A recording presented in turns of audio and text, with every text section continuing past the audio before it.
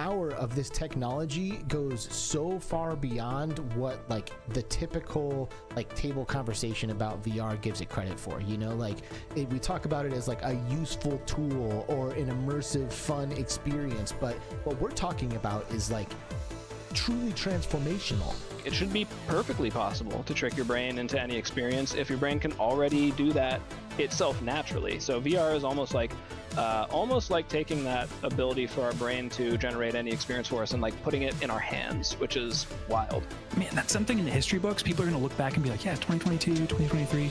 That's when education, after hundreds of years, finally upgraded. We're in a strange time where our physical worlds are intersecting with our digital identities, and right now is a time to kind of determine what you want that to be. Once you have full body tracking that works well and it's frictionless, right? Meaning it's easy to do. Yes. It's a whole new, it's not a game changer, it's a whole new game. So maybe there will be some other people who would be curious to see what I'm learning, what I'm discovering, so to say. And that's how the Discover YouTube channel started. Oh, not really disco VR, Discover. Oh. Yeah, I feel bad when people ask me about VR, or they're like, what do you do?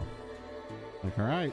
Yeah. You asked, here it comes. I love VR, but I love going out and breathing fresh air. And not only was I stuck in VR for 10 days, I was stuck in one room because I was streaming, the same space.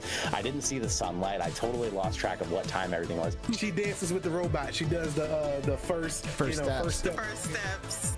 She dances with that robot. She takes that thing off her face. I have the video. I'm holding it hostage. She takes it off her head and she says, I gotta have it. There are a few moments in my life I can remember very vividly. The day I got married, the day my kids were born, the day Facebook announced that they bought Oculus is one of those days. I was making chili. I've been in a lot of gaming communities, and the VR community is by far the best community that I've ever been involved with.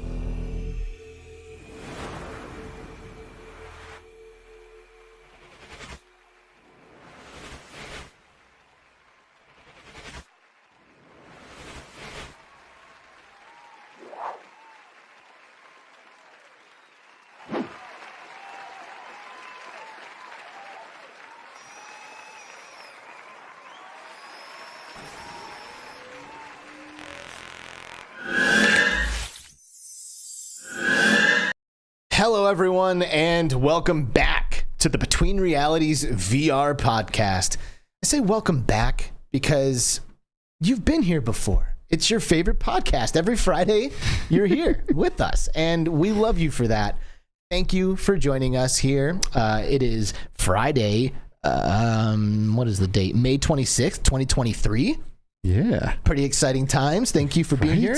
My name's Alex. I am one of the hosts of the Between Realities VR podcast, and the other host of the Between Realities VR podcast is sitting right next to me. It's Skiva.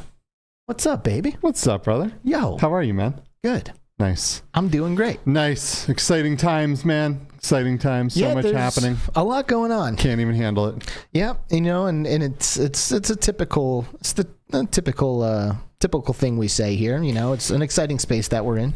It really is. Mm-hmm. It really is. There's always so much. There's just a lot happening a good amount of time, but I feel like right now is a particular, point of right before the waterfall starts to happen. Do you know what I mean? Totally. It kind of started with the PlayStation showcase, and it's about to go on. And we're going AWWOOOOO and all this stuff, which we'll talk about in a little bit.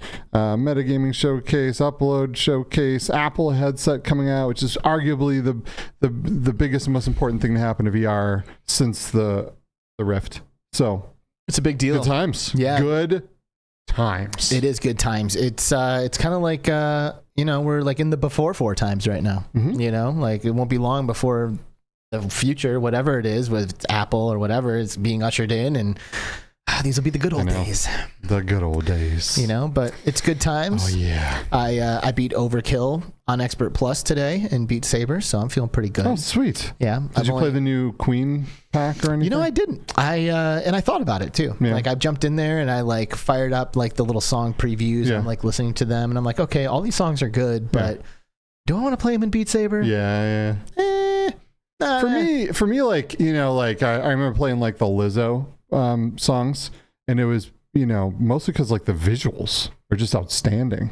True you that. know, they're not like my style, but like they're beautiful nonetheless. True that. Yeah, You know? that is a cool thing that they do with each song pack is like those unique environments, and you know, sometimes it's a little intense and like honestly like a little distracting, like especially if like it's strobing super hard. I'm like, oh shit. Yeah, I almost feel like you gotta like the first time you play them, you just gotta not care that much about your score. Just do well enough to not fail, and really just take it in.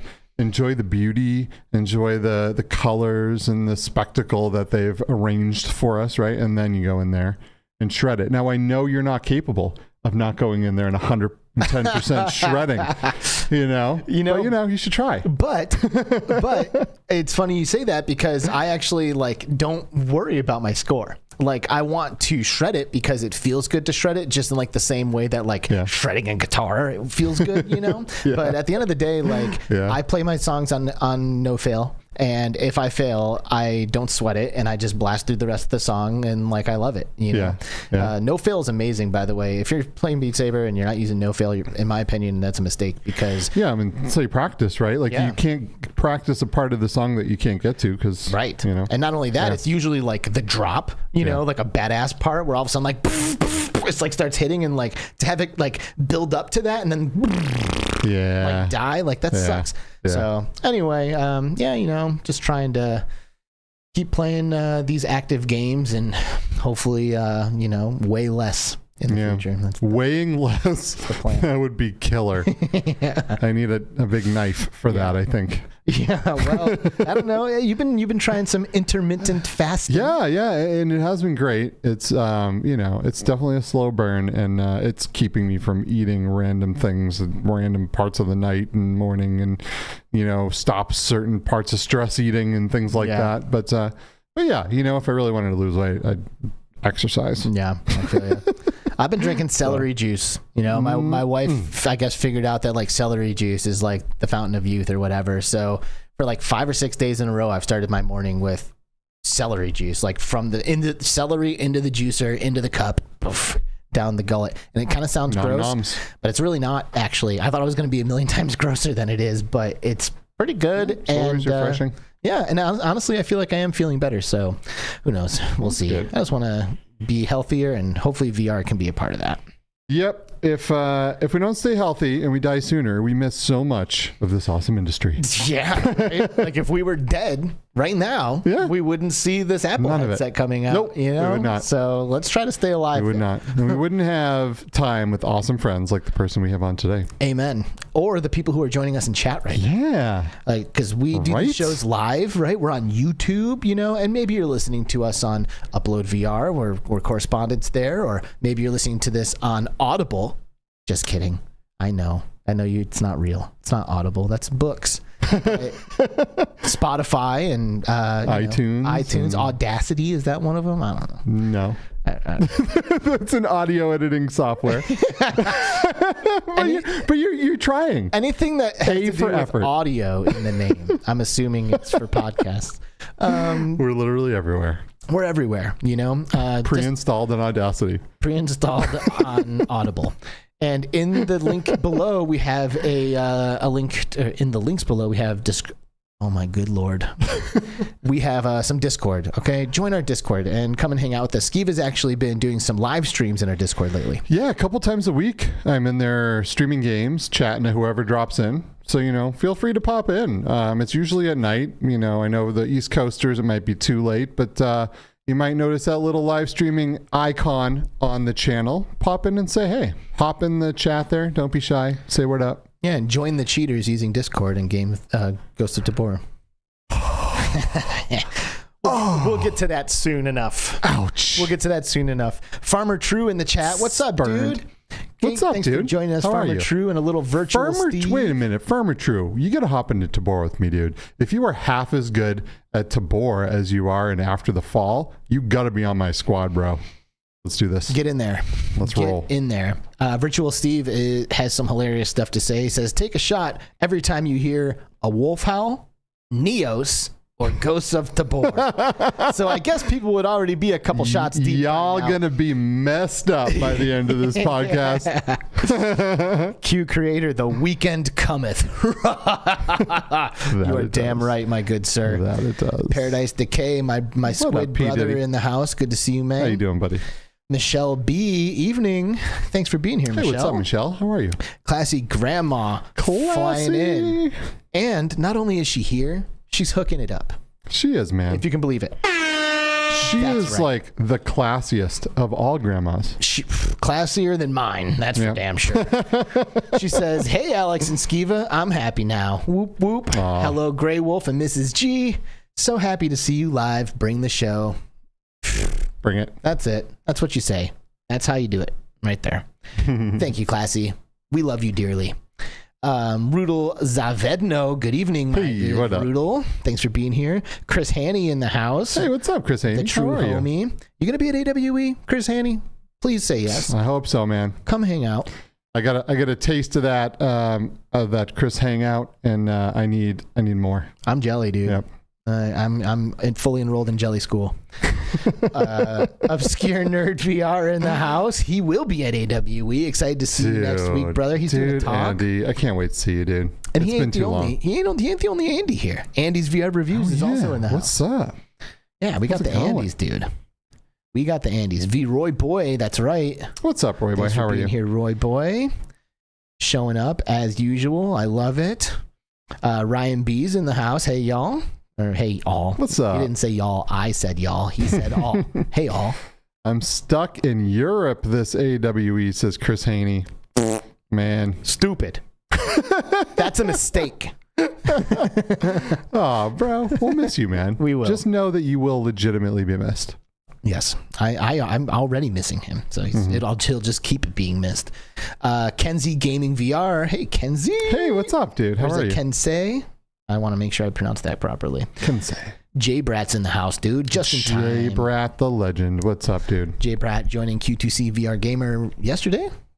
Oh, yeah, that's right. Yeah. Last night. Yeah, it was cool. Yep. Cool to pop into that. Space Denizen, he is the Void Citizen, and he wants to know what is up. That's what he wants to know. How's it going, Void? How are you, brother? Well. Yeah, Duggars K also chilling in the house. Duggars. Dude, how are you? Duggars. Drippy the Wandering Game Cat. Ooh, yeah, that's right, baby. Almost dirty. Old Drippy. Old Drippy. Mickyberr. What's up, dude? What's up, Mickyberr? How are you? He's here. Chi-Town D is also here. D. What's up, D? She's just getting competitive with the zombie land. That's all. Oh, I know, right? I'm sorry, D, that I had to get up there and just ruin you. Sorry about that. That's funny. We have all been really going deep into Zombieland, and you know it's a fun game when all your friends are constantly competing and wiping each other off the leaderboard and smack talking, and then people get in there and try to do better. And we just have this thing going on right now with Zombieland Headshot Fever for the PSVR 2. And I'm telling you, if you have a PSVR 2 and you don't have Zombieland Headshot Fever, I don't care if you have it on Quest, I don't care if you have it on Steam. This is the way to play it. This game is phenomenal. That's so crazy how it's phenomenal how the experience can vary so much between headsets. For me, it's so different. It's so different, and it's so good. What's the primary difference maker? You know, a lot of it is it's just the brightness and the beauty of the game, but there's also the adaptive triggers. There's just the HDR of the display, but the art style they used is so good, and for some reason, I really feel like. When you're going for headshots in there and like those heads are kind of blinking when you hit them first, it just hones you in. You know what I mean? And you're just able to do better. I can do better than on the Quest version. Well, and that's not the only one too. You also say the same thing about Star Wars. Oh, dude. Tales of the Galaxy's Edge. That's not even the same game. Yeah. I don't even think it should exist on the Quest. Yeah, that's an interesting discussion. Yeah. We should maybe get into a little bit more of that today because I find that very interesting. Yep. Mrs. Greywolf says, best duo in the VR industry. Now, you're talking about yourselves? Yeah, talking about definitely us? The Greywolf duo. Yeah, right? Yeah, absolutely. I agree there, Miss Greywolf. The VR chat channel's here. Yo, what's up? Is that Liv? I bet it is. I bet that's Liv. I see your guest doing weird things in the background right here. Ignore Ignore that. Don't feed it. Okay, you're feeding it. Not feeding the trolls. Brandon VR is here. What's up, Brandon? Brandon? How are you? Good to see you. And Red/Ace, of course. Hey, what's up, Red/Ace? How are you, man? PhiloZX. Ooh, PhiloZX. Philo, I believe. Yeah, what's up, dude? That's fellow Bostonian. Oh yeah, heck yeah. Bostonian, is that what you guys call yourselves? I don't know. Massholes is really what we call it. Yeah, that is. I grew up in Michigan. It was Michiganders. Oh, it's not nearly as cool Michigan as massholes. Michiganders. Oh, okay, all right. Yeah. It sounds like a derogatory term. I feel bad for saying it. Wolferaza, rough week. Yeah, I feel you there. Oh, that was for. Was that Skiva? Who said that? Was it you? What, rough week? No, I think it's just Tribe. It was all of us. We have all been complaining about this week. Yeah. It's been a hard one. It's been an intense one for sure. It has been. Laszlo 216, howdy. Cleveland represent. I'll say it for you, dude. What's up? Cleveland represent with the Laszlo 216 in the house. And I think that is, oh, good Lord. That's pretty much going to bring us up to getting started here. We got Wes from Virtual Strangers here. What's up, Wes? We even get the VR chat channel. I know. Heck yeah. What's up? Yeah, that's what I said. Did you say that? I don't know how I missed that. Is that Liv? It might be Liv. Oh, nice. I love the VR chat channel. Really cool interviews that happen in custom-made environments in different social platforms. And we've been a part of a few of those. So yep, for sure. It's good stuff. Check it out. Mind Jive also chilling, right? And Sterling Youngman as well. Yes. Hello. What are people's favorite workout apps these days? I don't know. I just play Beat Saber and Thrill the Fight. Yeah, Thrill the Fight, Beat Saber, VR Workout's a good one. Supernatural. There's a whole lot. You can really, Creed Rise to Glory on the Quest especially has the kind of workout and mode, and so there's a lot of good stuff. Z-Storm VR, dude. Probably the primary recipient of all of our Prime Twitch subscriptions. We were just talking about that before the show. Like, I'm pretty sure Z has gotten like 90% of my Prime. I have spent like legit money too on Z streams, and he's like one of the only streamers that like I just wants to. Like, he has such an engaging setup and he does such cool things that, like, how can you not just dump money in there and spend bits? And like, Z is the man. Z does amazing content and you should absolutely go check out He is the man, dude. He really is. I will agree with you. Phenomenal person, great content creator, phenomenal content creator. The whole package. And he's sexy. It's all there. He's sexy. And that goes a long way. Butter something, yo. Butter something came in the other day to the Discord and hung out with me while I played Propagation Paradise Hotel. Nice. I love that. Helped me through the fear. Keep showing up. Yeah. SoulBC, yo. Dude, SoulBC. What's up, homie? Gamertag VR. Gamertag. What's up, my bud? How are you? We do the crew cast every Monday with Gamertag and the Virtual Strangers and Eric from Q2C VR Gamer, and sadly it's Bradley, and it's a cool show, and if you're not watching it, you should be, because it's good. And I think we have just Immersed Robot lurking. What's up, baby? Dude, Gary, how's it going, buddy? Yeah, don't ever. I mean, you're allowed to lurk after the intro. You feel me?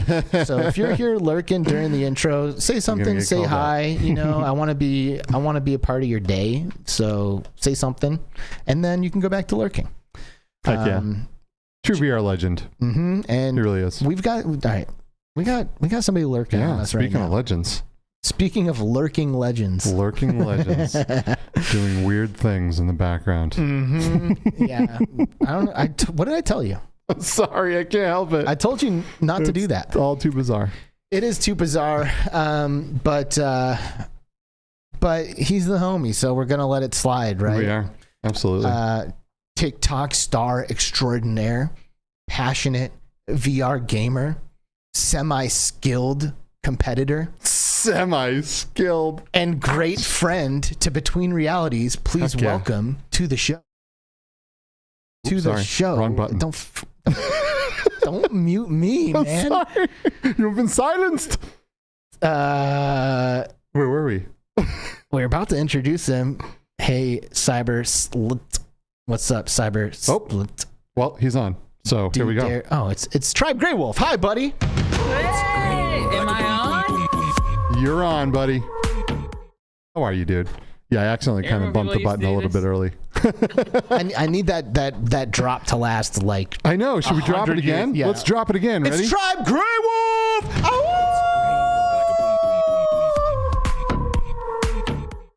Heck yeah. It's That's beautiful. so hype. It really is. Why don't we have that? Well, I guess we do. We have a song, but We have a song. It's not as hype That's as that. hype. That is hype. Get it hype. The definition of hype is Tribe Greywolf. dude, what's up?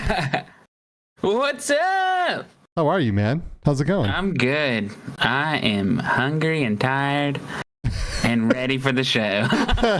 Didn't we tell you to be well rested, well fed, hydrated, and ready to come onto the show today? Even Skiva warned me, but I was like, Skiva, I just gotta show you one thing in Nias, and that's it. We can go to sleep. And then, like, hours later, it was 2 a.m., and I was like, That's Neos for you. You can't just dip in for a minute. It's not even possible.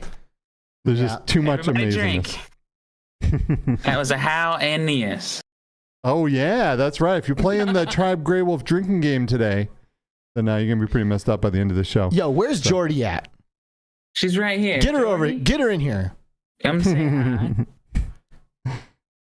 What's up, Jordy? Oh, hold on. What's up, Jordy? Jordy! Hey guys! Yo, sit down. Get rid of him. All right, we're done with him.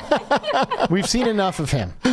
Tell him we want him gone. Play the intro one more time for me. Yeah. Oh yeah. Oh yeah. You ready? Ready? It's Greywolf. Like a boom, boom, boom. It's Jordy! Woohoo! Well, so what's going on over there? Why aren't you on the screen completing the tribe? That's what I need to know. My headset doesn't work. So help me, I'm poor. Well, listen, we're gonna need you to tag in a couple of times during the episode, okay? Because I've got questions for you specifically. Oh, okay.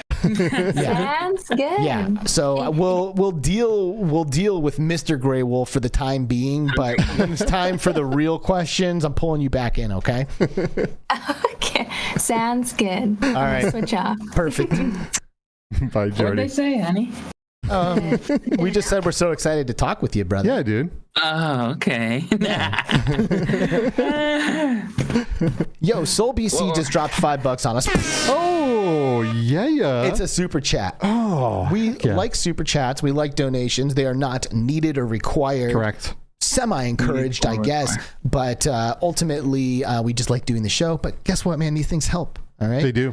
We got stuff to do. And the only thing that's needed or required is the presence of all you fine people. Amen. It is required, though, so you do need to be here. You do. So Alex will come knock on your door if you're not here. And by the way, we're actually we're really close to 3,000 subs here, so we are just going to sit here and wait until you all click subscribe, and we'll go on once that number hits. Okay? Yeah. Okay, at least by the end of the season. Okay, all right. Okay. If we don't have 3,000 subs by the end of season 7, we're out of here. We're out. Okay. Out. How many do you need? Like, know exact we're at number? like 2.94 or something. Yeah, I mean like that, 60. So, yeah, not many. Not many. 60. So for all you peeps, and you know the peeps maybe watching after the fact, or the people on the audio portion of this, if you want to come over and just click that little subscribe button for us, that'd be awesome. And check out the visual. If you are an audio person, just come check out the show once on video. You know, you might like what you see. Who knows? You will definitely like what you see. Let me tell you, because Z-Storm ain't the only sexy one in the VR scene. Oh, yeah. All right, there's a lot of us. Oh yeah, it's all pretty good looking. SoulBC did say, however, he said, "I don't know how long I can stay in the chat. Here's a 5 just in case. Much love, dude." Thank you, brother. Love you, dude. Love you, man. I saw the Black Dahlia murder like a couple weeks ago and thought of you. So maybe one day we can catch a death metal concert together and go ham in the pit. I'd like to see it. I'm going to go to that show too, just to hang out with you guys. Yeah. What show? I don't know, whatever show they end up going to. Show. Yeah, just something brutal. Samson's here from the Let's Talk Awk podcast. Let's Talk Awk. I like that. Yeah, Let's Talk Awk. I like and Doc Substatica in the house as well. Substatica. Hey, what's up, guys? Yo. How are you all? Thanks for dropping in. I see Creeper Betty in here. Oh, what's Creeper up, Betty? How did I not call that out immediately? How are you? Creeper Betty. Heck yeah. I need my merch from her. I'm going to hit you up. Yep. Get my merch. You better not have sold it on eBay. So speaking of knocking on doors, Samson, $2. What's up? Happy Friday, y'all. Oh, all right. So word up. Thanks, buddy. Try to rein it in Appreciate a little bit here. He said. So RoyBoy also donating now with the schmeckles, 60 of them, 60 button presses for 60 schmeckles. 60. Oh boy. Yeah, that was 60, by the way, for those. Thanks, you, Robo. It says 60 schmeckles for 60 subs. You guys will nail it for sure. Heck yeah. Thanks, dude. Appreciate you. So, knocking on doors, right? You said, I'm going to knock on your door. I'm going to show you what my door looks like. Oh. Okay? Okay. Because if you ever wanted to come knocking on Alex VR's door, this is what you can look for. Right here. That's my actual door. Yep. And the door to Alex's house. That is the door to my crib. And what is sitting at the base of it but a 100% custom Between Realities foot mat. Is that what they're called? A doormat? Doormat. Doormat. Yeah. It's a doormat. And it has the Between Realities logo on it. And guess how I got that thing? By complete surprise from the Grey Wolves. So, dude, thank you for that amazing gift, man. And look at it's being used at my crib. It is right now. That's cool. Miss Grey Wolf made that. She's amazing. Yeah, she's amazing. Can't wait to get her. That was so hard to get into spray, form, I guess. That's so rad, dude. It's super rad. Yeah, and I have one at my doorstep as well. So the two of us, where you are and if when anybody you show up here. That's right. And if you're in the audience and you're like, how do I get a Between Realities doormat? You send $300 to the Grey Wolves and they will take care of it. They're the only ones authorized to provide Between Realities doormat merch. Now, the one here is on a spaceship flying through space. So when you walk in from outer space, you can wipe your feet off, get all that nothing off. That's it. All that cosmic dust. Thomas McNostril chilling. He says, hi, all. Hey, man. McNostril? Yeah, it's just McNostril. That's an interesting name. Thomas McNostril is a Between Realities regular. Yeah, I know. The name will always, McNostril. Just like Butter something. Like that name, I'm always like, butter something. Butt or something. Butter something. Like when you sat down and you were like making your name, you're like, it's obviously butt or something. And you run with it. You take that first thought and you run with it. I do like that. What is the sound? It's an air horn for the super chat from Samson. Again. Yeah. He said, no show today, just reading super chats. Oh. So, okay, that's fine. Yeah, let's go. Let's do it. Boom. Keep them coming. Yeah, let's rack them up. Heck yeah. No, I'll give you a show. Here we go. Yeah. Yeah. Your thing's kind of cutting that off, but that's pretty funny, though. Darn it. Yeah, maybe if you had a real green screen, that wouldn't be a problem. You even stream, bro? If I do the moose horns, you can see that's not a real green. You can. You can. But there is actually a green screen back there. There is. Yeah, it's just, Just not... Just not being just chroma. what? Not being what? chroma. Tribe Greywolf. Oh, geez, it's funny because, if you actually go and you watch Tribe streams on TikTok or YouTube, you will also see that there is some next level stuff going on. I don't know if you have ever seen anything like this, but when you let's say Tribe's playing Ghost of Tabor, and you subscribe to him, it flashbangs him inside the headset and everything goes white and he can't see what's happening. So you could be in the middle of an intense firefight with good gear, get flashbang from a sub, and he could get killed. Is that real? Yeah. Yeah, and it was stupid hard to figure out. I was going to say, that sounds super hard. Yeah. Yeah. But and I had the index turned all the brightness all the way up, and it was at 144 hertz, so it was crazy bright. Until Skiba was like, you should probably turn it down because your headset's overheating. And I was like, oh, it's the overheating. I'm sweating from all the flashbangs. Man, that's next level stuff. When you are able to take an interaction like that and put it over your VR view to literally hinder your gameplay. That's pretty awesome. That's really cool. I mean, I wouldn't do that. If someone flashbanged me while I'm in the middle of an intense fight and I lost a gun that took me 3 months to acquire. I don't know. I don't know if the sub's worth it. Well, I played Tabor a little different than other people. You do. Yeah, I hear that you cheat all the time, so it sounds different. I actually don't do any of those glitches on my off time. If you come into my what's it called, safe house, I only have 3 guns and that's it.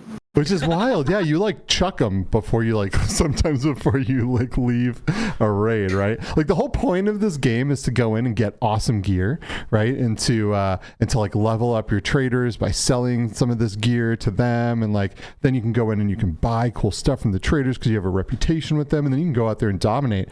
The Tribe is such a skilled player. He's like, no, just give me a pistol. Literally, I don't care. I'm going to toss this gun before I exfil. I'm just going to destroy you all anyway. And he welcomes stream snipers. Like, he will count down while hitting that button, so people will come in and try to kill him. Nice. And most of the time, Tribe will come out on top. Wait, so are you ditching guns that you have legitimately earned? And I always keep 4 purple key cards on me, so if you can kill me, that's your reward. Wow, man. But you can't. But you can't. Well, I probably could. I feel like I could kill you. I'm gonna come find you. See, well, that does incentivize people to participate. It does. Well, so what happened was when I was streaming, the game got kind of boring because, one, I got crazy good at it. 2, when we'd stream, all these little kids that would come into our stream because we played viewers, they would bring us Barretts and all these guns, and I just got really good at shooting them all. So I was like, shoot, this isn't even fun anymore. So I'm going to just pistols, just naked runs. Nice. Just to make it a challenge. And then after a while, it still doesn't become a challenge. So what I do is I do a countdown so the stream snipers can come in, and they have an advantage because they can see where I am before, and I can't see what they are. So it helps my senses heighten.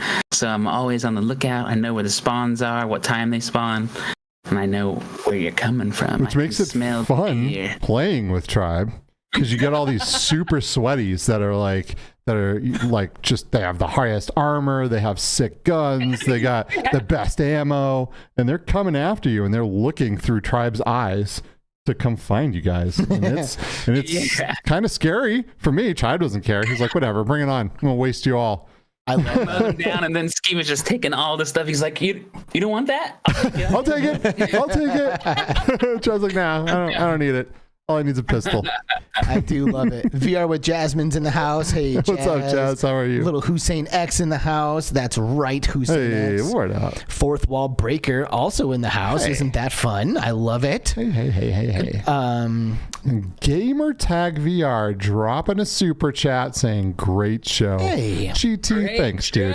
Thank you. Love you, brother. Bro. Heck yeah. And SoulBC with another $5 saying, give this 5 to Tribe for the big brain stuff he found out with Lumia stream. Oh, yeah. There we go. Tribe, I'm going to Zell you after the show. No. Oh. No.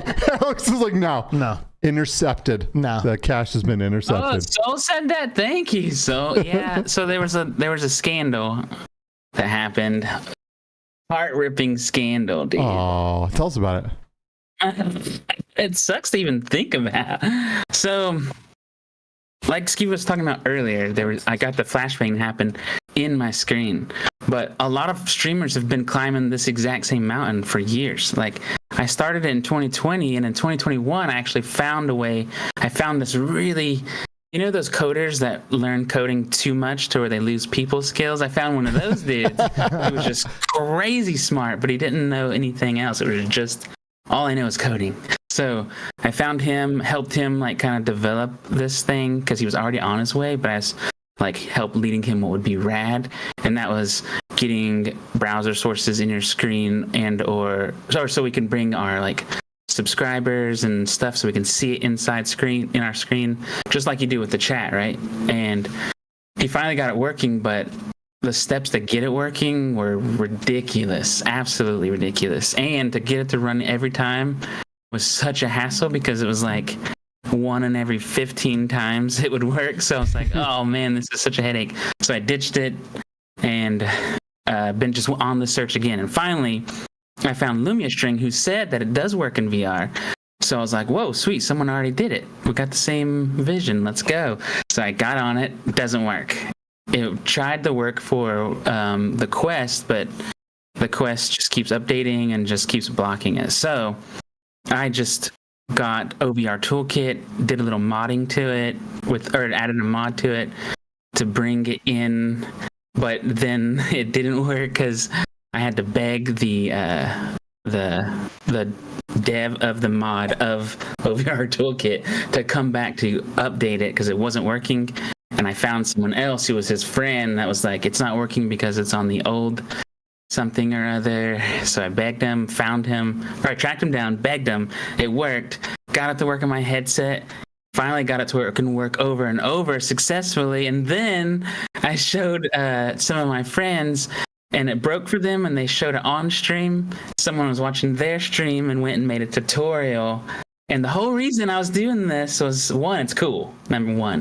Number two, I was going to use Lumia Stream because they got a new update and they started sponsoring streamers, giving them, you know, just try to make a living off this. And the person that stole it made a video, put it out, doesn't even really stream. Well, they kind of do, like 3 months ago. They thought about it, looks like. And Lumia was like, you made our year. You're awesome. And then they shared their stuff, and it's all over the program. I was like, I quit. All that work for someone else to take it away. I know, and I can't be too mad because, you know, I didn't invent none of this stuff. I'm using stuff, you know, so it's not mine. But still, I've been climbing this hill for so long, and then someone jumps on there and installs an elevator and goes, huh, cool, later. And I'm like, dang. Climbing this hill forever. Well, that's a bummer. At the end of the day, though, you know, the people watching your streams are having a really good time. You are doing an amazing job at what you do. And, you know, sometimes we get kicked in the nuggets a little bit. And such is life, man. Your nuggets will recover. They will. Just keep doing awesome stuff, you know? Yeah. And I'm down to share. I was going to share, but shoot, I just got to the top of the mountain. I wanted to, you know, stand there naked and scream, yeah! I wanted to own it, be the only one for 1 second. Just 1 second. No, you don't get that. Oh. Yeah. You don't get that. Welcome to America. Nope. Well, dang. Well, dang. Lincoln Clay, VR, chilling with us right now. Good to see you, man. What's up, Lincoln? How are you? In Indie VR as well. That's cool. Indie, what's up? How are you, man? And the Academy says, nice conversation. Subscribed to the channel. Oh, thanks. Boom. Heck yeah. 59 to go. We are not getting flashbanged with that sub, though. No, so we're that's not. good. But that is one more towards our goal. So thank you so much. Yeah. Well, I appreciate and Jose, the VR tech. What's up, man? Which we'll be seeing next week. Jose, real quick, I want to give Jose a shout out because Jose is the CEO and founder of Reboot Imagine. Reboot does amazing things in the LB VR space, location-based arcades and things like that, and has come out with the Reboot XR system, which is like this revolutionary machine. You like wheel this thing into your arcade. You take the headsets off, you create a boundary, and you all of a sudden have like the highest end PC VR wireless arena scale VR setup. Like you just buy this thing, you plug it in. It's absolutely nutty. He has people like Amanda who created and invented AirLink for Oculus, working with him to like optimize wireless PC VR streaming. It's absolutely nutty. So if you are or know someone that's an arcade owner or starting an arcade, this is the way to go. Make sure you contact Jose. Boom. Reboot Imagine, y'all. Reboot. Heck yeah. Reboot Imagine. Tribe Greywolf, and I approve this message. And Laura was just from Reboot Imagine, was just on the Coffee and Code podcast. Yeah, that's right, with Ashley. Very cool. Yep, who is existing in our new season 7 intro, which that's cool. Yeah, that's right. Absolutely. Man, we have so many cool people in this space. That we do. Yeah. It's so awesome. And we get to see most of them at AWWOOOO next week. Most of them. Yep. So if you're listening, you're like, wait, what's AWWOOOO? Google it. Find out, buy a plane ticket. Augmented World Expo. Yeah, it's legit. And if you're trying to get there, like if you're trying to get in and you're cool, hit me up. Maybe we can work something Only if you're cool, though. Like if you're not cool, if you're not, forget it. See ya. Okay? Forget about that. So take a good hard look in the mirror before you hit up Ski. Oh man! All right, so we kind of like skirted a little bit around like the idea of like cheating, you know, in games. Like, tell me, what are we talking about here? Like, what did you do in Ghosts of Tabor? What did you do? What did you do? It's a big accurate. Don't you point your fingers at me. Well, I blame SoulBC. I'm just kidding. Oh. I'm just kidding. Usually, when people ask me, they're like, "Why did you do this?" And I say, "Soul," but only not because of bad reasons, but because he was killing it with all these like, you know, like hint videos and tutorials. And every time I would think of one, he'd post it. I'm like, darn it, he's ahead of me. So what can I do? And I was like, I guess we got the good guy. Guess we need the bad guy. So I went the opposite way. I was like, okay, Soul's obviously trekking hard, so I'm gonna go this way. He goes, what did I do? Didn't do nothing. You know. You were too good at what you do, Soul. So you ended up, what did you like? How did you? I'm assuming what you did is you made some videos that exposed some exploits in Ghosts of Tabor. Is that right? Yeah, just a few. Just a few exploits.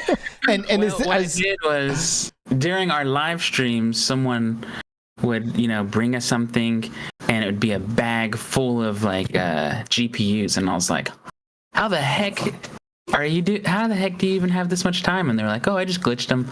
And I was like, you can do that? What do you mean? Show me. And then they showed me on live stream, and I was like, this is insane. I should make a tutorial.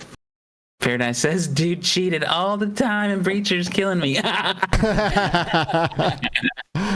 then so it just kind of spawned like that. I was like, hey, little dudes of TikTok, you go find the things and bring them to me, and I'll make the video and tag it. And they were like, done. And they just scoured the internet and scoured Ghost of Tabor, finding them and bringing them to me. I had 49 to post, but I pulled back. Wow. So people in your TikTok following identified 49 different exploits that currently exist in the game. Uh-huh. Wow. And you chose to show off like a handful of them, I guess. Well, I was posting them every single day, but it started... before I posted them, I went to Scott, CEO, first, and I was like, yo, found these exploits. And check out this video I made. I just wanted to check with you what you thought first, because I don't want to, because we're friends and I don't want to, like, you know, it's your game. Right. And he was like, dude, this is rad. You found a glitch that I don't even know about. And I was like, oh, I got more than that. And he goes, yeah, dude, if you just send them to me first, then you have to go ahead to post them. He was like, I love it. And I was like, sweet. So I posted them and they just started shooting up in views, like 80,000, 90,000, 100,000, 300,000. And I was like, oh, shoot. People like these. Wow. So I started posting them. Then the next thing I know, Scott was coming to me saying, yo, we should pump the brakes a little. What's wrong? And then Skiva instantly reached out to me, and then Todd reached out to me, and then other people from Tabor was like, yo, chill. And I was like, wait, I don't even know what's happening. I don't get on the Discords. I don't know what's happening. What do you mean? And there was like I went into the Discord, and they were like fighting each other, and people were getting like banned and fired, and it was just blowing up. I was like, oh shoot, what's happening? It's pretty wild because you know, developers, there's a lot of value in someone that can find the things that can break the game. All right. But then when it gets mass attention and all of a sudden there's, you know, 50,000 people in there like breaking the game, all of a sudden now it's like bringing down the experience of the masses and the people that want to play legitimately. Servers are breaking, things are happening like on the back end, and people are like, whoa, this is getting out of hand, right? Because you got like Ghost of Tabor, by the way, hit 100,000 players, which is huge for a game that's in beta. It's not even available on the official store, and this game has 100,000 people. So this game is making quite the buzz. And you know, a bunch of people went in and started breaking it. Well, that's such an interesting position for you to be in, right? Yeah. Because you are a content creator first, right? Like, you don't work for Combat Waffle, but the VR community is such like an integrated and well-knit one that, like, you basically become friends with everybody, just like you said. Like you're friends with Scott, the CEO. So you like want to run it by him, but also you want to be a successful content creator. And technically, it's on them for having a game that has these exploitable things in it. You know, so it's beta. Yeah, it's beta. It is beta, but so still. It's known. You know, this is the point of a beta is to get a bunch of people to come in, and when the breaks happen, you fix them. But at the end of the day, you have a team that's working 12, 14, 16 hours a day. They're trying to fix these things. You get 100,000 people, or maybe 4,000 people at a time playing the game. You're trying not to ruin everyone's day by like having to delete everything and like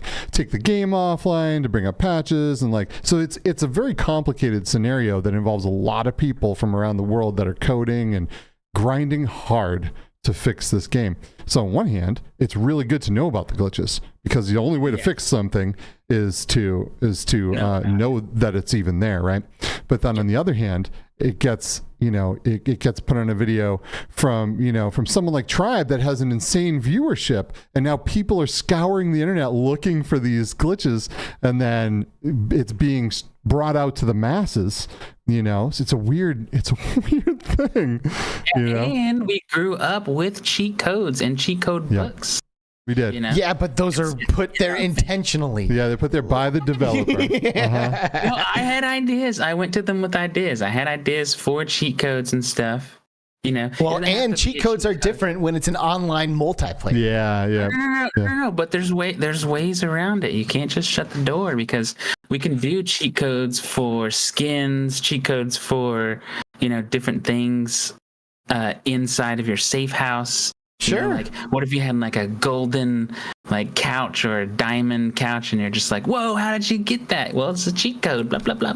All right, well, now you're speaking my language. Like, that's something I could easily get behind. And I don't think there's a lot of people that would argue that. But if you're saying, like, hey, I know a cheat code where I can make as many AK-47s as I want, then that completely affects the game experience, not just for you, but for everybody else, It did. And it made it so much more fun. And like only for me. Yeah, well, but only for so long, because like you are the kind of person, you've already said it, to where like once it gets too easy, you need to like introduce like a challenge somehow. You know what I mean? So when you put in God mode in a game, all of a sudden the actual fun of it goes away, and now you have to like shift your priorities when you're playing the game. You know what I mean? So.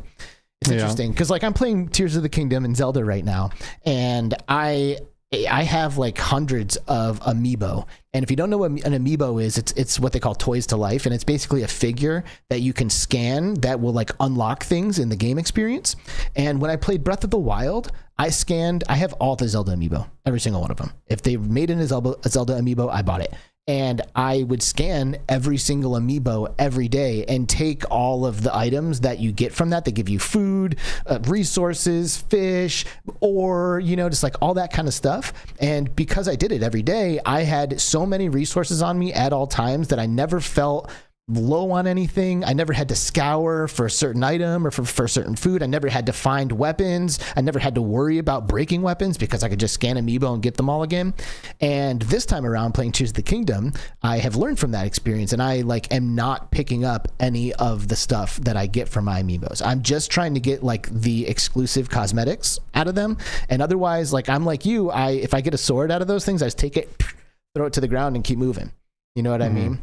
So cheat codes are a way to basically like force you to get to the point where you now are like looking for new ways to make this game fun, so it's a sketchy situation. But like I was referring to earlier, you're a content creator first, and these are the kind of things that get clicks. Like people are interested in that. It's crazy to see people find exploits and do all that kind of stuff. So it's weird because, like I said earlier, you don't work for Chicken Waffle or for Chicken Waffle for Combat Waffle. Too many Waffle VR developers. Baby Hands and Ghost of Tabor. Yeah, like you don't work for those guys, but you still feel some kind of obligation to like not push it too far, and I find that interesting. Yeah, I thought it showed a ton of integrity that Tribe was getting an insane amount of views and notoriety for doing this, but decided at the end of the day that since it was hurting the game and a lot of the people that he knew that worked at the company and all this stuff, that he just decided to delete all the videos. and like find a different approach, which a lot of people are not doing, right? So that you can tell like the good people from the bunch when they see something happen that affects many people negatively, and they stop, even though it's benefiting them, right? So props to you, Tribe. Oh yeah, dude. Because I got so many. Oh, I did. They're deleted now. Like on the back end, they were like in the drafts, ready to just go boop, boop, boop, boop. I had to hire an editor because there were so many. Wow. So yeah. Well, here's what I'm hoping. I'm hoping that as a result of your efforts, maybe you're not getting the views, but maybe Combat Waffle is fixing all of these things, right? You're bringing them to their attention. They're fixing them. Yep, is that happening? Yeah. Yeah. He shared all of these things directly with the CEO first, which is another really classy thing to do, right? Like, hey, I'm gonna put this up. Do you have a problem with that? It's classy and not at all required in my opinion, but I do appreciate the sentiment because ultimately it is preserving the integrity of the game experience. And that to me is the most important thing. Like if all of a sudden it's overrun by people glitching and copying items and doing all of that, then it makes an extraction a hell of a lot less exciting. It does. And then that rare loot that you find by grabbing it off of someone, like it gets to be too much. It's not rare anymore. You lose the excitement of the game. People stop playing. It's like, So and then the whole game falls off a cliff. With what could be successful at one time is now in the can because of too many people exploiting. It's a crazy thing. This is personally one of my all-time favorite games. I play this game more than any other game, especially right now. I'm like 300 and something hours into this game, and it's not even on a beta. Like there's so much more coming to this game. Wild. Which is an impressive stat, but I do just want to say some games stay in beta. Like there's a game I used to play, I don't really anymore, called Smite, that was in beta for like 7 years. True, but they have release dates. Like these are coming to platform after platform after platform. All of this stuff is happening all in the upcoming months, right? So this isn't one of those games where they're like, well, we're just going to stay in beta for the next 5 years, because I believe that Escape from Tarkov, which Ghost of Tabor is based off of, is still in beta. Wow, really? Yeah. Oh, I didn't know that. Yeah, so these guys are releasing a 1.0 of this game where it will be featured on stores. It'll be, on the MetaQuest officially, all of this stuff. So this stuff, it is not one of those games that's using beta as an out.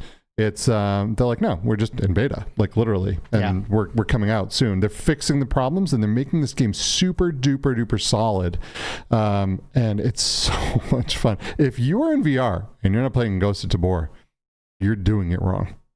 Yeah, you're doing it wrong. Take it from period. Game, and I got addicted, and I didn't think Miss Grove would like it, and she liked it too. Yeah, we were in there playing last night. Me, you, and Jordan. It was great. Is it 3 to a squad? Yeah. 3 to a squad. Yeah. 3 to the squad. So I wanna talk a little bit about something that I think is kind of like a polarizing topic, and it is team chat / proximity chat. Oh yeah. This is something that I think it's pretty easy for people to have an opinion on, and I'd like to see. Oh, this is our first poll. Oh, okay. So make a poll. First poll. Make a poll. We've had the ability to do polls on the show for a long time, but let's see if I can figure out how to do a poll. I'm always logged in as me, and Skiva's always logged in as him, and we broadcast from between realities, so like we didn't have like the poll like connected to us, but now we've got a third machine here, and we're ready to go to make a poll happen. So here's the dilemma. Before you cast a vote, before we share this, here's the dilemma. Ghost of Tabor is a game that features proximity chat, which basically means if you're standing near someone and they speak out loud into their microphone, or even if they like sneeze, you can hear it. And it adds for like some intense realism. Which I've used before. There was a little kid in there sniffling because he had a cold, and I tracked him through the map and whacked him. Because he was walking around going, that's the perfect thing. And that's the way it is, right? Yep. If you're out there and you're sniffling your face off, someone's going to find you. Unless you mute yourself and join a Discord call with your homies. And now proximity does not matter. You can hear each other at all times, and the people who are in the map with you cannot hear you. Even if they are having open hot microphones that when they sneeze, you can hear them and their position gets given away. So like Eric from Q2C and Creeper Betty recently shared a video on YouTube of them basically like stalking two people who were looting the crap out of a room and talking to each other about it. And they were in Discord communicating the whole time, which in the natural setting of the game should have never happened, because they shouldn't have been able to talk to each other. They should have had to like use gestures or whatever to make that happen. So the question is, when playing a game like Ghost of Tabor that features proximity chat, is it cheating to be in a Discord call with your teammates and conversing and communicating when otherwise technically you shouldn't be able to do so? Yeah. And it gets complicated, right? Because when I would say 90% of the people are doing this exact thing and you do not, you bring yourself to an extreme disadvantage, right? So do you take the losses, lose your gear, all of this stuff, when probably 90% are using Discord? That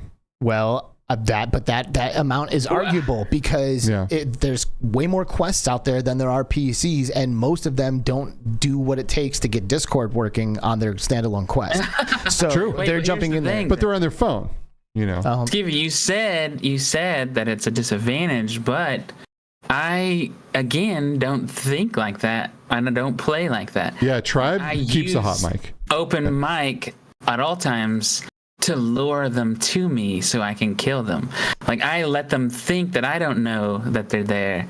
So I have so it's usually like younger kids that we play with on TikTok that come join in for our viewers, right? And I have them randomly say, "Oh no, I don't know how to play this game," or "What does this do?" And then people come in the door when I'm waiting. Gotcha. You didn't think I knew you were out there? That's low. I feel like we're peaking in the red right there, by the way. I just want to mention that. Oh, okay. Am I yelling? Yeah, how's it sound, everybody? No, you're good. Sounds like we're peaking or not. Either way, it doesn't matter. We're going to fix it on our end. Yep. But I appreciate that approach. And when I'm going in there, like I've gone in there with the homies a few times and jumps into the Discord call, and for me, it kills the immersion. Like, I don't even care if it's cheating or not. Like, now it's a less immersive experience because I have people in my ears the whole time when, like, technically we should be shutting the hell up and listening for footsteps. You know what I mean? So it's you should, but the other part of this game is that you look like everyone else. You have usually one identifier, which is a glow stick on your thigh, which if you're not at the right angle, your teammates can't see. And when you're stalking a team of 3 people and you see someone that looks like everyone else, you're probably going to team kill your own people. So you use this game. This is not a go kill someone and then die and then respawn in and repeat. This is a very tactical, you're hunting people literally, and every kill counts more than most games, right? And when you kill someone, you get their loot, and when you die, you lose everything, right? So you have to be communicating. You have to be talking. Where is this person? Where am I? I'm on your left. I'm around the hill. I'm coming around the corner. You're in constant communication to not get team killed. But also, you could do that as well with an open mic. But then obviously the opponents hear this as well, which is arguable in real life. I don't know. Would this happen? You have walkie-talkies. You have headsets a lot of times that you're supplied with on the battlefield. Mm-hmm. So when you're talking, you're whispering. Your teammates can hear your teammates. You know, the people in your squad can hear you, but a lot of times the enemy can't unless you're in super close proximity. And this game is going for realism. So I don't really know what the answer is here. I will tell you that this game is based on Escape from Tarkov, which does not have, or maybe it does now, I don't know, but it for a very long time did not have voice chat at all. You had to use Discord. And that, in my opinion, is just dumb. Okay, that maybe that's what the game they're modeling it after, but they should not model it after that, because that just is stupid. Yeah, but I mean, they're trying to mimic this game almost to a T. Well, that's nice, but don't mimic that part.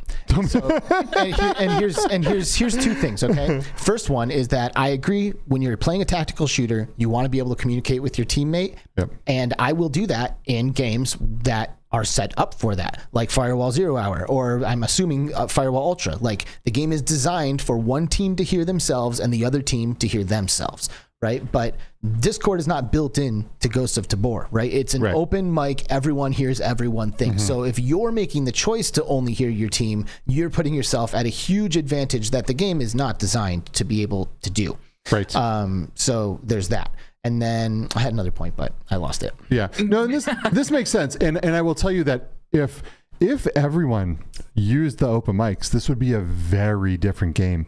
You would literally, people with hand tracking might have an advantage because they'd have different ways, like finger tracking, like the Valve Index, for example, would be an advantage because they'd have different ways to communicate with their team using hand signals and stuff like that. There are a lot of different things that would come into play here, and the game would become a lot tougher, but also would be just as fun, in my opinion, because it's just a different set of strategy. I would absolutely be up for that. It is a bummer when you're almost forced to use these things because almost everyone else does. What is that? Right, and that's what I was using my hand signals. Oh yeah, but no, time to eat.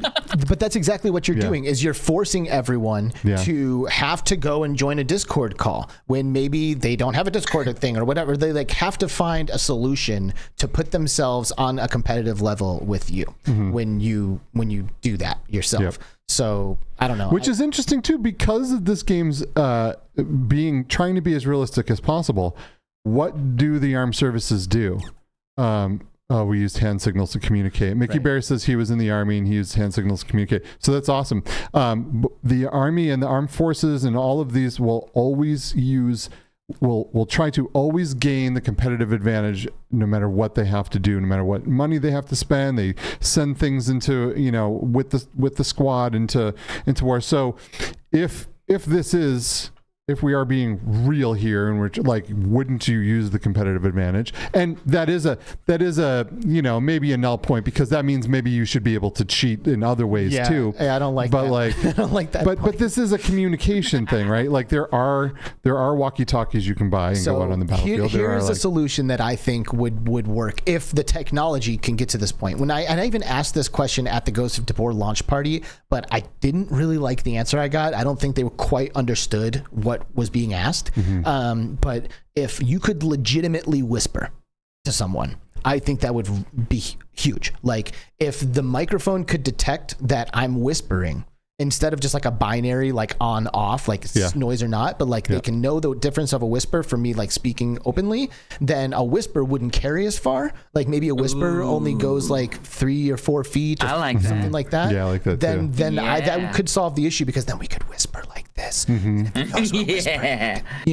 because you can't hear a whisper through a wall. So that would be awesome. So Ghost of Tabor can make sure that whispering works, and then I think that would be a good enough solution for me. Yeah, for sure. That's a good idea. Like, the radius of what they can hear will change. Well, it's already proximity based, right? So it just has to be not like a binary thing. Like, it's either noise or not. Like, a whisper doesn't carry as far versus me speaking naturally does. I love using proximity chat to mess with people too. Me and Skiva were playing last night, and I turned my mic on because we knew someone was upstairs, and I go, I smell you.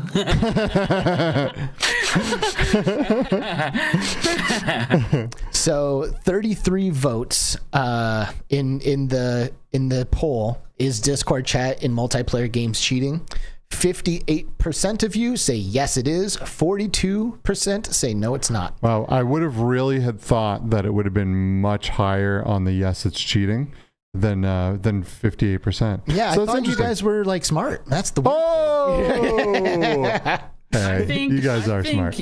It's not. That's a tough question, you guys, because I don't think it's cheating. I think, if anything, I like it when someone feels safe in the game with me, because then that's when it's easier to trick them. Like, oh, he can't hear us, so we can sneak up on him.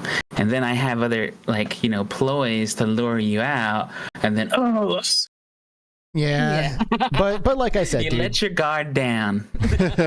and for me personally, it's less the idea of whether or not it's cheating and more the idea of a fully immersive experience. Like if I'm stalking you, like I can't just be like bullshitting with my homies and like while I'm speaking out loud, I'm like sneaking behind someone. I'm like, yeah, dude, totally. I thought that game was awesome, you know, and I'm just like sneaking, but also talking, you know, naturally. And I have people just like yapping, just conversing and having fun in my headphones while I'm like in a tense moment. Like, I don't know. It's not for me. Well, we do know that you are a different kind of gamer. You know, when people play with you, it's very much like we're here to win. Yeah.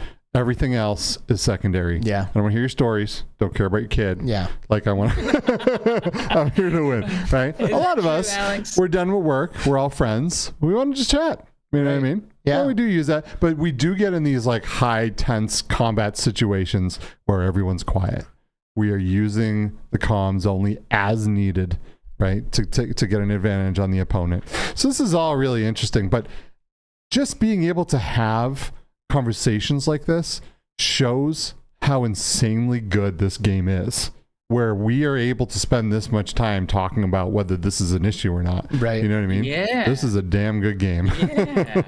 So you wouldn't change anything, Right. Tribe. That's kind of the vibe I'm getting right now. Like you wouldn't make a rule. You wouldn't change anything. You wouldn't ban Discord if you could. You say let it happen. Oh yeah, let them feel safe. Let their guard down in any way possible. Yes. That's when the wolf sneaks in. Oh man, wow, we are like really, you know, getting towards the end of this podcast, and we haven't changed the subject from Ghost to Tabor. This is crazy. We should maybe talk about something else. Can we talk to Jordy for a few? Oh yeah. The heck is Jordy? All right, go ahead, Tribe. All right, go ahead. Cool stuff though, but you're right. All right. I want to talk to Jordy for a few. Bring her in here. Okay, all right, Jordy. We'll bring you back. Come on over. They want to talk to you. It's mom and dad. They're on the phone. They want to talk to you about cheating. Yeah. So I think we've had a pretty good conversation about the cheating and glitching and proximity chat. Hi, Jordy. What's up, Jordy? How are you? I had to fix my chair. He's a little taller than I am. So. Yeah, you got to fix that. So great to see you. Thanks for being here. I wanted to talk to you just a little bit about your guys' origin story, if I could. You know, like I want to learn a little bit about how Tribe Greywolf became Tribe Greywolf VR. You know, and I am curious also, like, because you're in this, you know, you're playing the games, you're a part of the whole shebang, which I think is awesome. I love how streaming and responding to chat and doing all kinds of cool things. It's like the dream team. Such an awesome thing to do with your partner too. Yeah. But I am wondering, like, did you guys play video games together before VR happened, or did VR kind of make that happen? Yeah, so back in the day, whenever we first got together, we loved playing video games. We always played Call of Duty, different shooter games. And I'd have to say I'm pretty good, or I was back in the day, you know, nice. For Call of Duty. And so we always played games together. And then whenever VR started coming along, I didn't think anything of it because I didn't know if it was going to be good or like what the headsets would be. But John, he started, I can't remember what year it was, but he went to the Microsoft store with one of his buddies. And then he started playing on the headset there. And then after a while, he was like, Jordan, you got to come play this. And I was like, nah, it's okay. I like playing my flat screens. And so finally, after a while, after like 5 or 6 times him asking, I actually went to the Microsoft store, and then I just started playing like their little demo games, and I was like, this is okay. Didn't have too much interest into it. Sorry, I'm getting a little excited. Yeah, it's exciting. It's exciting. You know, this is the Skiva. Yeah, I should be fine. It's just you guys. Everyone's watching me. But okay, so back to I think it was like 2019 or so. We were still in Oklahoma, and at that time we were like ready to move to California and everything. But before we did that, we started playing on the Quest, and it was insane. It blew my mind. And it blew my mind so much that we bought 2 headsets. and we played for like 30 days or something because we only bought it and then returned it. Nice. But it blew our minds. I was not like ready for that. I had no idea what the adventure would happen after that.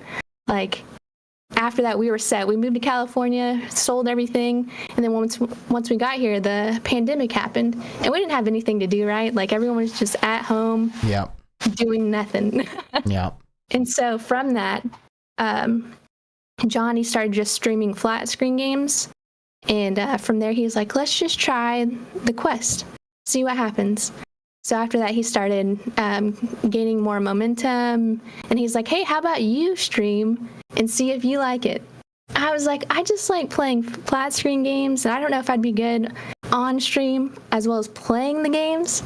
And he was like, no, just try it. I played it one time. That was it. I was sold. Boom.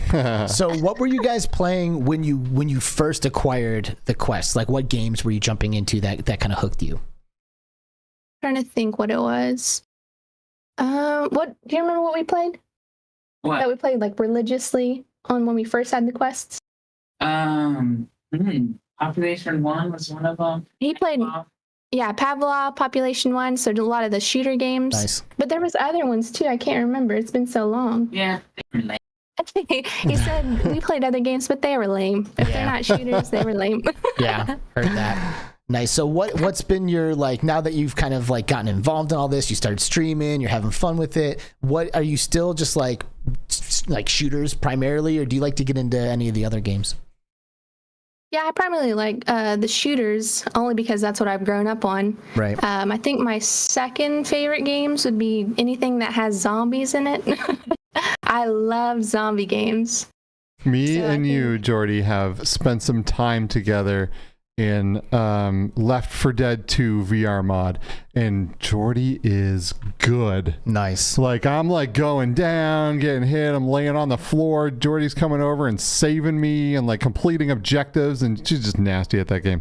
So yeah, we've had a lot of fun in some zombie shooters.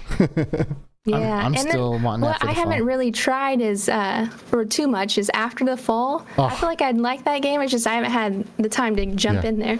It's so awesome. It's so good. It's so good. awesome. I love that game. Yeah, it's really, really good.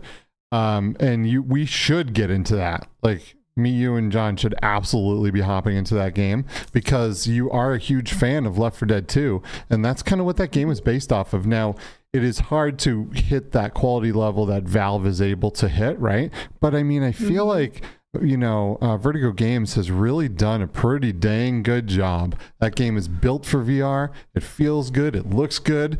And I think you should definitely experience on that. PC. Super fun. Yeah. Make sure you put. John?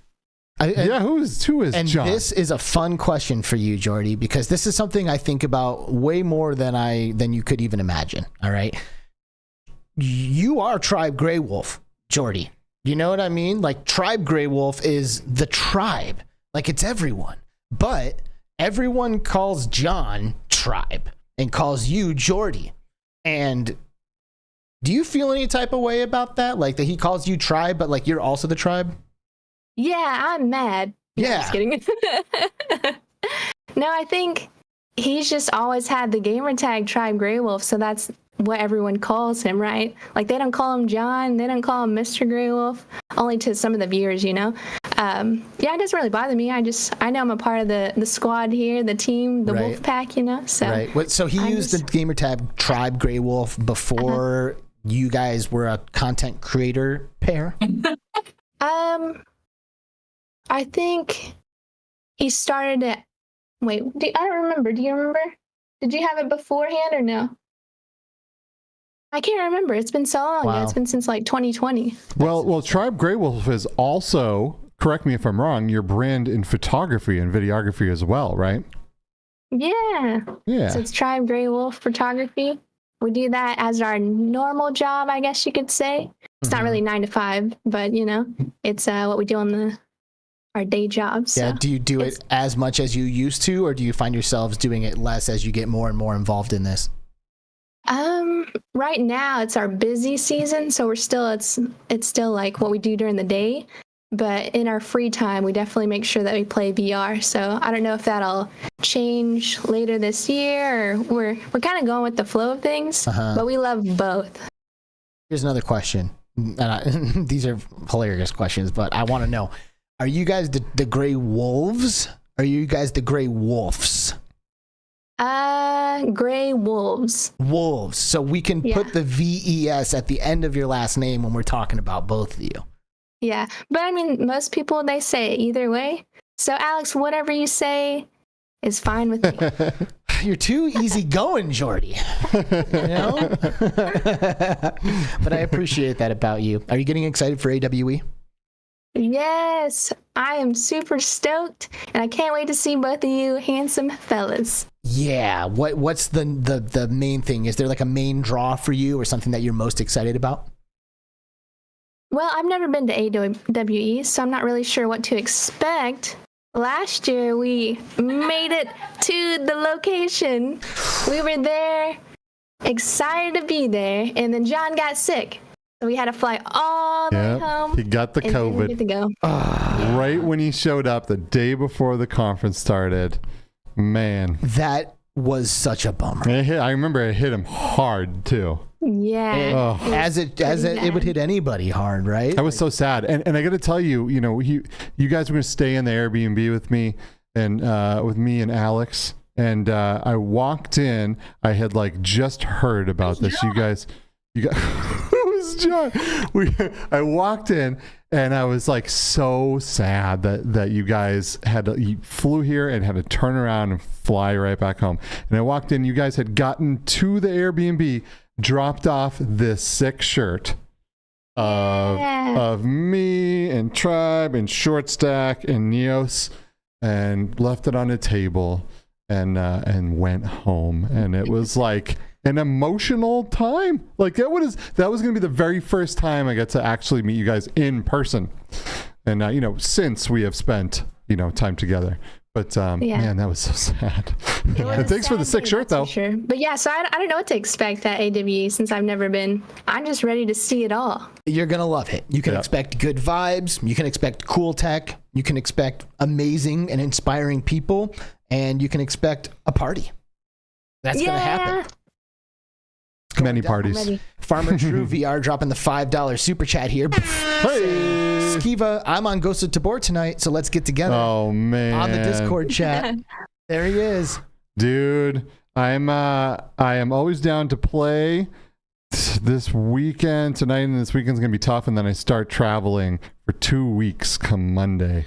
This is gonna be the time that I get to spend the least amount of VR in for the next couple weeks, but I will ping you when I'm getting on, because I usually try to get on when my daughter goes to bed. It might be late, but I'll see if you're around. If you are, we'll go kill some people, take their stuff, and ruin their day. Let's go. There it is. Update on the poll, by the way. 41 votes have 56% of you saying that Discord is indeed cheating. 44% are saying no. It's basically what I expected. It's a pretty polarizing issue. I was really thinking that it would have been like 75% of people saying it's cheating, because because it is. Because it kind of is, right? And it's unfortunate that we have to say, well, if you don't cheat, you're at an extremely unfair disadvantage, and you might not want to play this game because you're going to lose your stuff to the other people. So you almost have to adapt to this.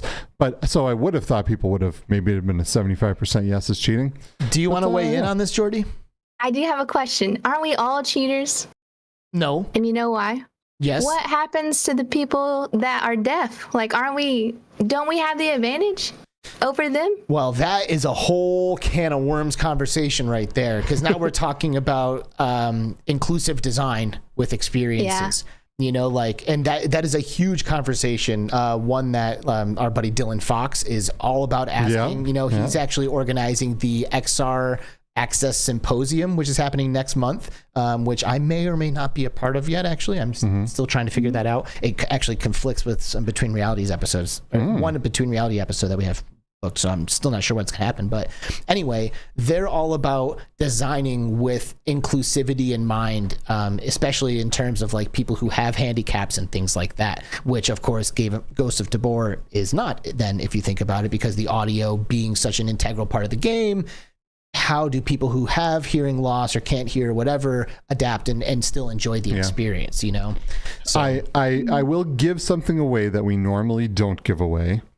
But I will say that the CEO of Combat Waffle Studios will be a guest on the show this season. And it'll be really interesting to talk to the creators of Ghosts of Tabor and ask questions like this. Like, how do they feel about this? What do they want this game to be? Like, do they want people to do this? Are they just dealing with it because there's nothing they can do to prevent it? Like, these are all really good questions, and I'm dying to see what they're gonna have to say about it as well. That is an interesting perspective, Jordy. I am going to disagree with it because the game like issues sound out to everyone like as a part of the package. You know, like as a part of the package, proximity chat and voice chat is integral to the game experience.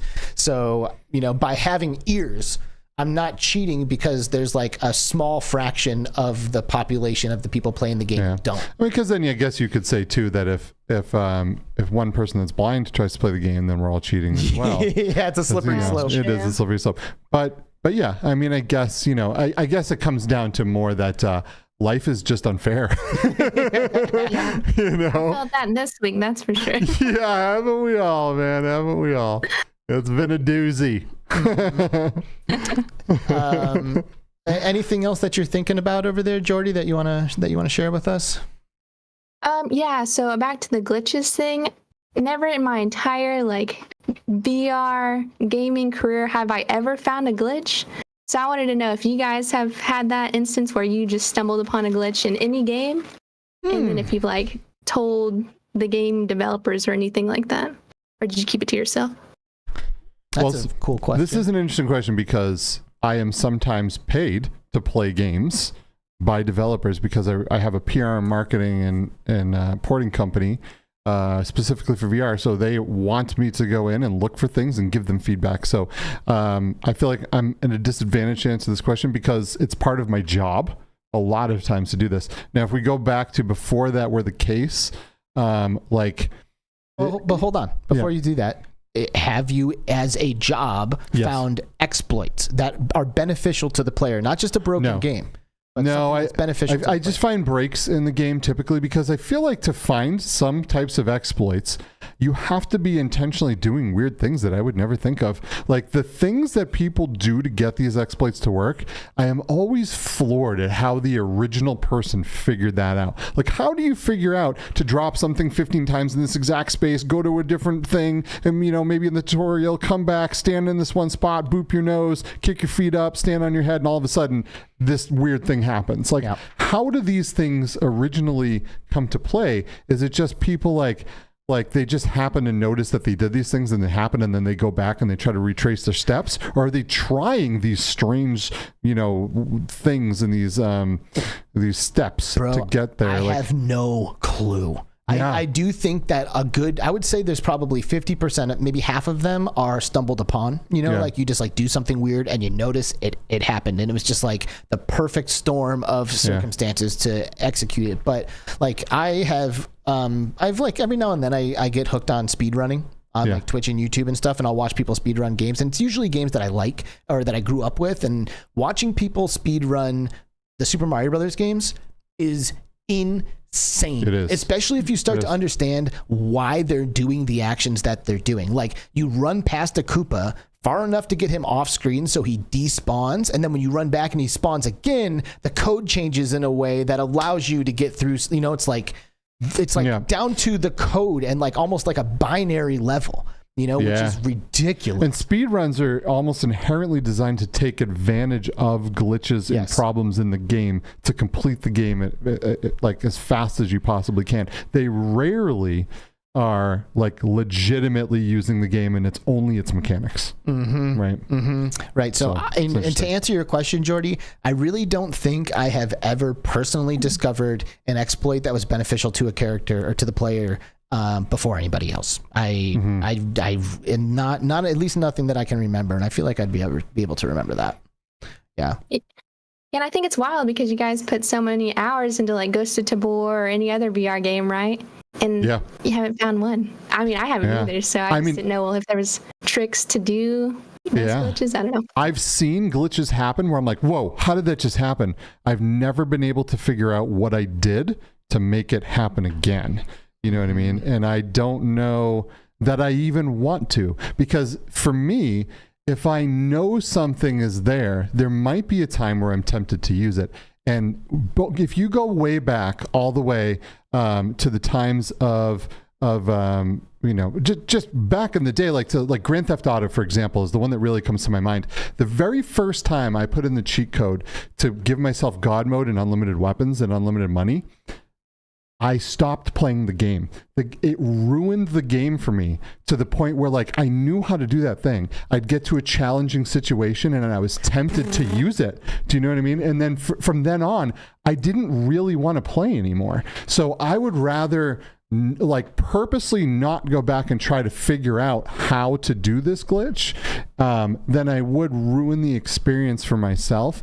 You know, let alone then go out and tell a whole bunch of other people how to do it and then have them in the same predicament, you know, or be tempted to share it with other people too. So it's a weird thing because I love video games so much and I love the mechanics of games and the challenges that these games bring. I don't personally want to. I think it literally takes like a lifetime of gaming to get to that point. Because like when I was a kid, I didn't think twice. Like if you gave me a cheat code or a God mode or unlockable anything, I'm like, sweet, putting it in there and just going crazy. You know, like it took me years and years and years of exploits and cheats to realize that isn't for me. This is true because the original Nintendo days were very, very different. You know, you put in a code in Contra and to get more lives, that game was still so challenging that even with cheat codes, you were probably going to not make it, right? Amen. But we're in a different place in gaming now where cheats and exploits can like literally ruin things, right? $5 from Eric, Q2C VR Gamer. What's up? Thank you, Eric, so much. I can't stay, but I wanted to come in and say I love all you guys. Tribe and Jordy are the best. Have a great weekend, everyone. And he's not the only one who showed up. So did Scott Albright, CEO of Combat Waffle, who make Ghost of Tabor. Well, his ears must have been ringing because this somehow ended up being the Ghost of Tabor podcast, which we have played with the idea of doing a Tabor cast because we love this game so much that we're like, let's just do a podcast on it so we can just have a reason to talk about it all the time. He has dropped $20, which is tasty, to say Mrs. Greywolf is a better gamer than Mr. Wow. Jordy, do you guys get into it over there where you're like competitive against each other a little bit? Yeah, we do get a little competitive. It gets a little loud in here, so I don't know what the neighbors really think. But I have to say that he is better with shooter games, so I'll give him that. Nice. Thank you, Scott. Thanks for stopping by, and thank you for the donation. That's awesome. Absolutely. I'm curious if your ears were actually ringing, because I don't think we've stopped talking about Ghost of Tabor this entire podcast. So here's a cool thing. I got to ride in the Ghosts of Tabor car. The completely kitted Ghost of Tabor car when we were at the launch party in Orlando with Scott behind the wheel. Dude. Yeah. That's sick. It is sick. Yeah. I'm just chilling in the back seat, just soaking it up. That's rad. We did have an incredible time at that launch party, which Tribe and Jordy were also at, which was great. That was so fun. It was. We had a blast. It was one of the fanciest launch parties I've ever been to. I've been to quite a few now. And it was incredible. We were all dressed up. Yeah, it was. We were all in suits and girls were in dresses and like it was amazing. The presentation of it was all absolutely incredible. One of the best, maybe the best launch party I've ever been to. It was epic. Yeah. Yeah, cheers. Good snacks, you know. That it was. It was a good time. We loved it, and we were really happy to be a part of it. Scott's now saying that all fixed after today's patch. Wait, hold on. Are you saying all of the glitches and current exploits that have been identified are fixed? What is fixed? Be specific.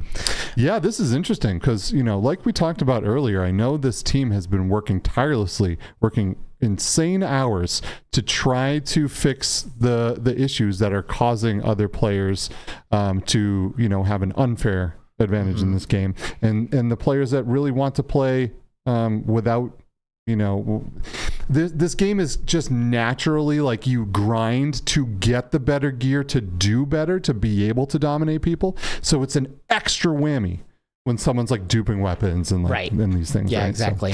So yeah. All right. Well, we should probably talk to Mr. Greywolf one more time before we start to wrap this up. So thanks for coming on and hanging out with us for a little while, Jordy. See you next week. Yeah. Thanks for having us. See you guys soon. Yeah. All right. See you in a week.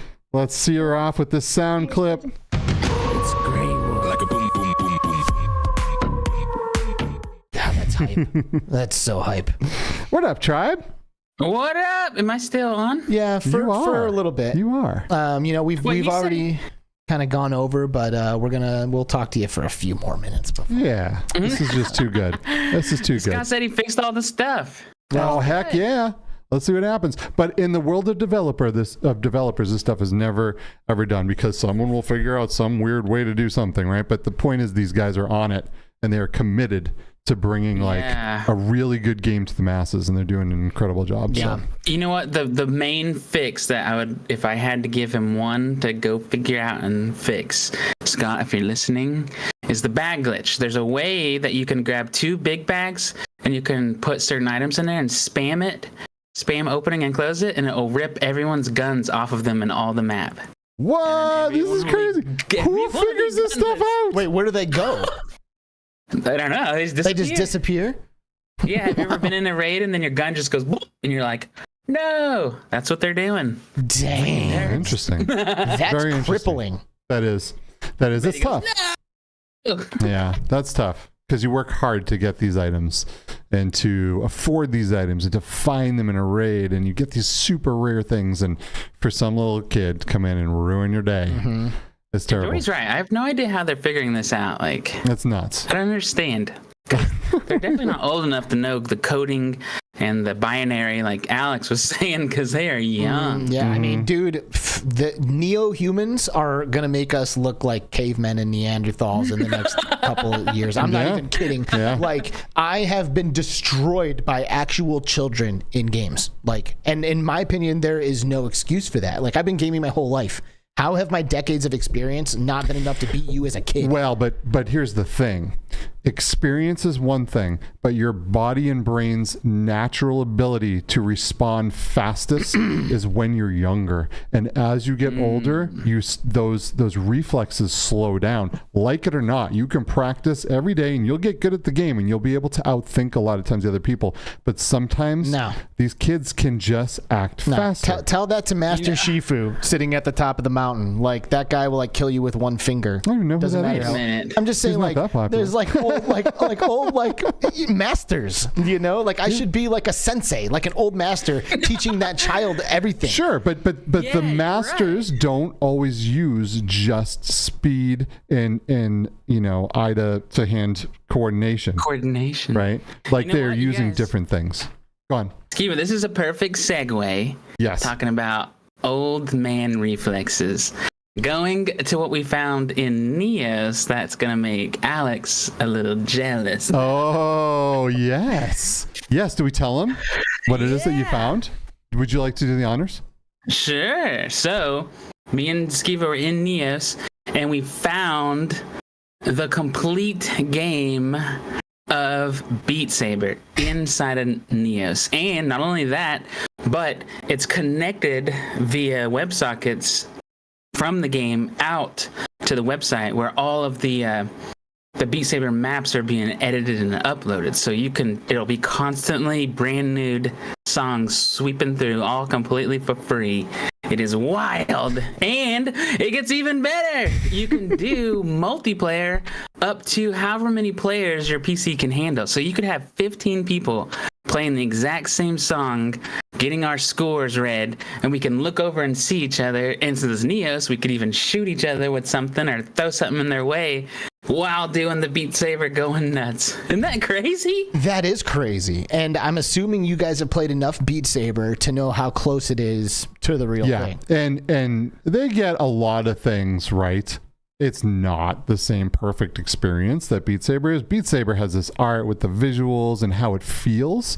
This was, some really passionate people reproducing the game, and they did a great job. And the fact that you can spawn in as many of these Beat Saber lanes as you want, and it interconnects between all of them, and the scores all tally up and stuff is pretty wild.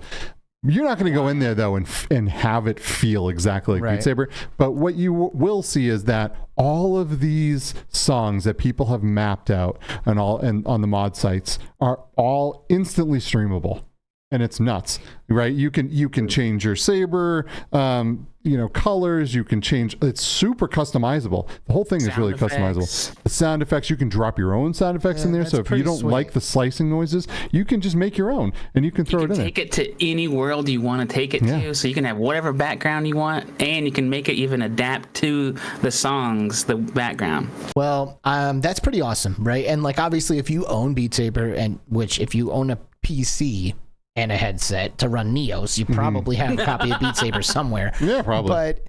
But the most exciting aspect of what you guys are telling me right now isn't the fact that I can go in there and play Beat Saber. It's like a step towards that like metaverse, fully conceptualized and idealized metaverse idea where like you can be you in there, and within the whole interconnected world, you can do whatever the hell you want. That is extremely exciting. So if they're getting it to the point where you can play something that's close to Beat Saber, then I'm sure the close to everything else is right behind it too. Yeah, and I got to tell you that I really see the future. This isn't tomorrow, but I see the future saying like right now we are porting games to different headsets on the different platforms and saying, okay, now the developer has made this game to work on the Pico, or now it works on PlayStation VR 2. It's available in the store. I see a future where metaverse companies or social VR platforms or whatever you want to call them can have the developers port into them specifically, and you can say,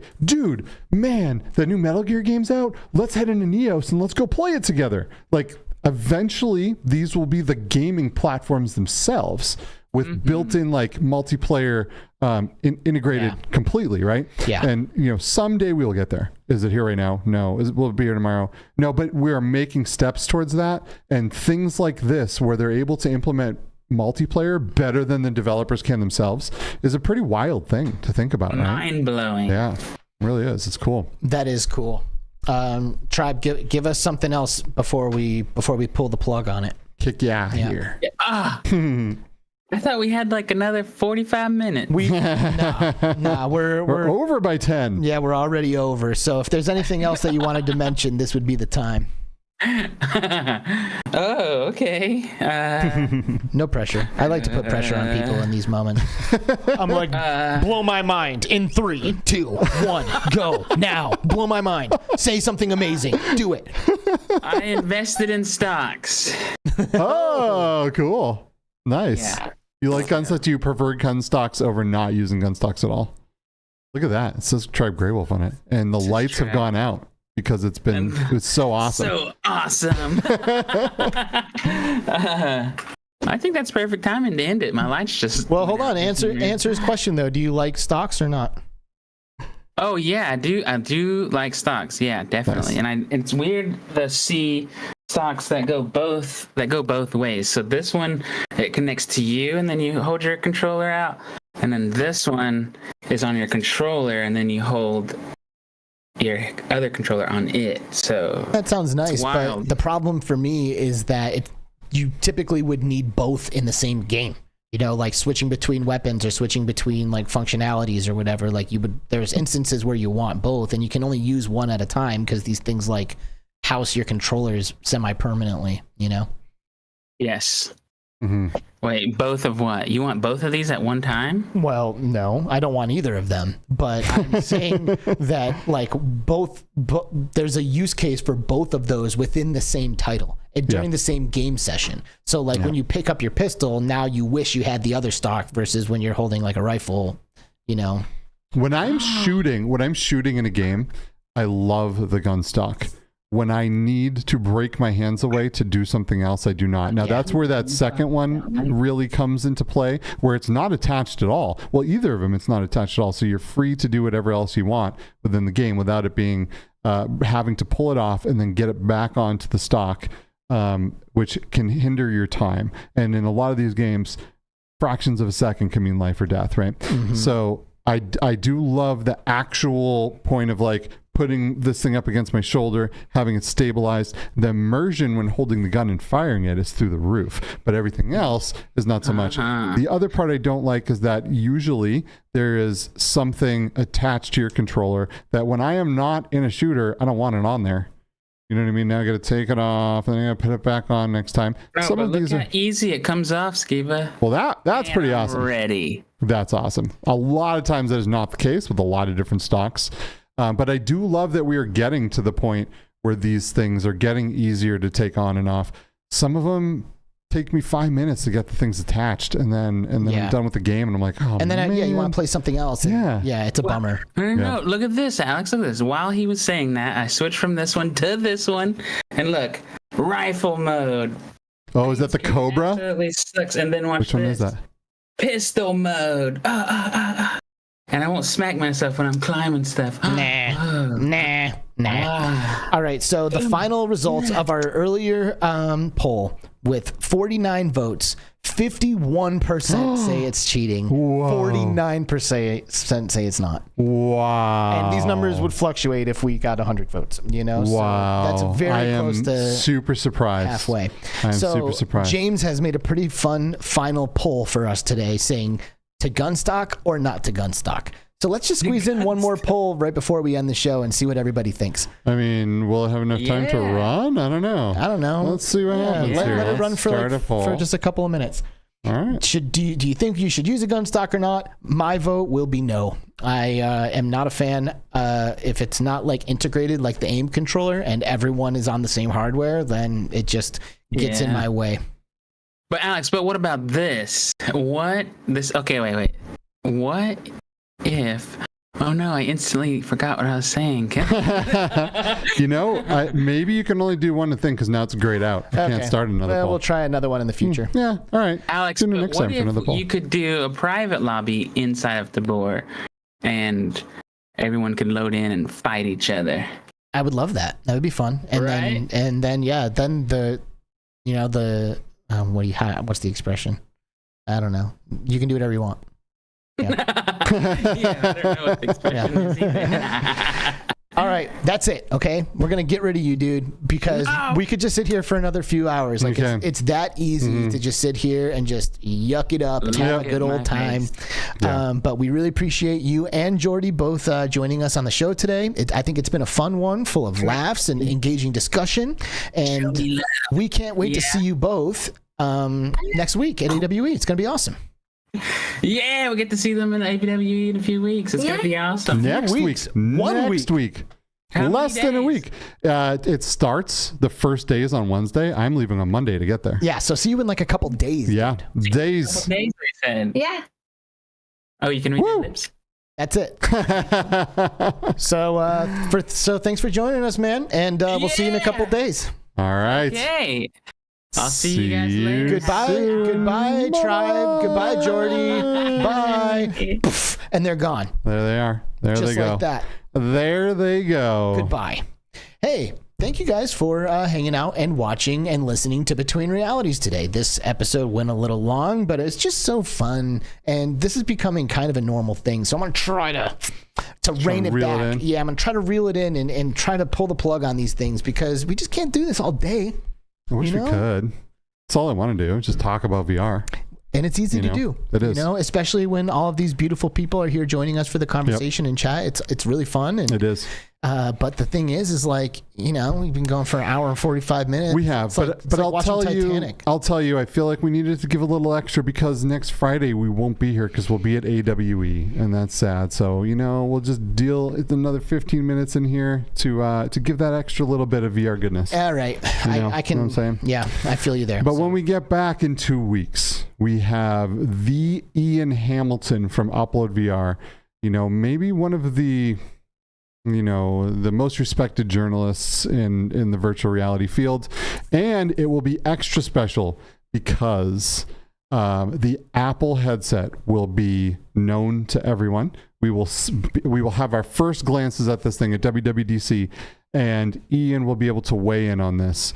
Because Upload has been invited to WWDC to see this live, and to sit in the audience and to watch the whole thing go down. So it'll be really, really cool to talk about this with someone that was literally just there. For real. So, for real. And it's Ian. Who doesn't want to talk to Ian? It's going to be rad. It's going to be a great great show, especially because he's always hiding behind his avatar on the VR download on Upload's podcast. So now we get the face-to-face interaction with Ian Hamilton. We'll see the subtleties in his facial expressions. And, you know, we're going to dig in there and learn a little bit about that guy. Heck yeah. So it's going to be great. But that's in 2 weeks. We won't see you guys next Friday. So keep that in mind when all of a sudden Friday rolls around and you start getting that itch and you're like, wait, what's going on? Oh, it's the Between Realities itch. It is. What I would recommend you do next Get some Friday. cream for that. Yeah. Dig into our past episodes and find one you haven't seen yet.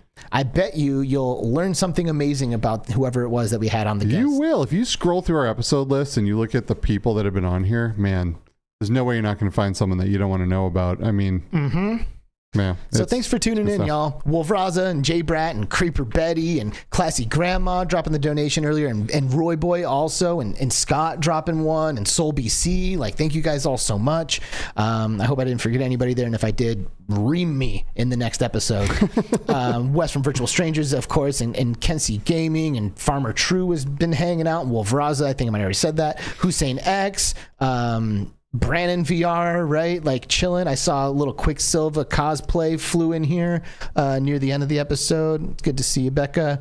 James, of course, and Mickyberr, and Hussein X, and Red/Ace, who I know we'll be seeing next week at AWE. I don't know. I don't think he's going. Oh, no? Yeah, I hear he may not be going. Oh, what? Yeah, well, dang. Man, I'll have to find another cyborg android homie to hang out with. I know, it's too bad. Michael Verahan, Michael V. Thanks for coming by, man. Thank you all. And being here. And, and of course, Tribe Greywolf. Thank you guys so much for being our guests on this episode. And Mind Jive and Chi-Town D also. Thank you guys for hanging out with us. It's always a pleasure. And and if I forgot you in the shout outs, I'm really sorry, but we just got to end this broadcast. We do. I'm going to tell you real quick, pay attention to my Twitter in the next week because we will be covering some AWE stuff on there. I'm going to show you around the show floor a little bit, let you know the cool stuff that's there. And also the Meta Gaming Showcase is happening next week. So I'll be tweeting about those things as they go down too. I hear there's going to be some great things being shown, and I can't wait to see what they are and to share that stuff with you guys. So at Skiva on Twitter, and if you're not on Twitter, then I don't know what you're doing. Yeah. So have a good one. Sorry. Jose, we'll see you next week, dude. Link in the description for Discord. Join it. There's a like button right there. Like it. Subscribe to us, because if we don't have 3K by the end of season 7, we are deleting this channel. We will see you in 2 weeks with Ian Hamilton from Upload VR. Have a great weekend, everybody. Have a great week following that, and we will see you very soon. Bye-bye.